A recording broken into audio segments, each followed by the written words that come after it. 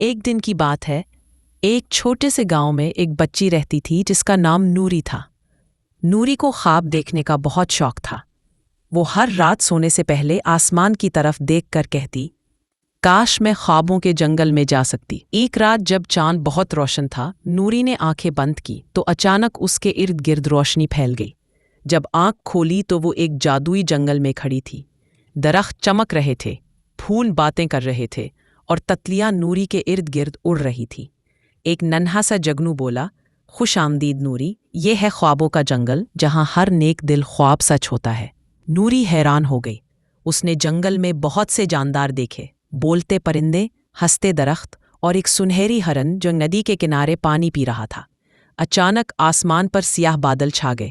جگنو نے کہا، اوہ نہیں، ڈراؤنی سایہ ملکہ آ رہی ہے جو خواب چرا لیتی ہے۔ نوری نے ہمت کی اور بولی، میں اپنے خوابوں کو بچاؤں گی۔ اس نے جگنو کی روشنی سے ایک دل کی شکل والا چراغ بنایا اور جب سایہ ملکہ آئی، نوری نے چراغ اونچا کیا۔ روشنی نے اندھیروں کو دور کر دیا۔ سایہ ملکہ چیخ ماری اور غائب ہو گئی۔ جنگل پھر سے روشن ہو گیا، پرندے گانے لگے اور سب نے نوری کا شکریہ ادا کیا۔ جگنو بولا، نوری، تم نے ثابت کیا کہ سچا خواب وہی ہے جس میں ہمت ہو۔ نوری نے مسکرا کر کہا، خواب دیکھنا خوبصورت ہے مگر انہیں سچ کرنا سب سے بڑا جادو ہے۔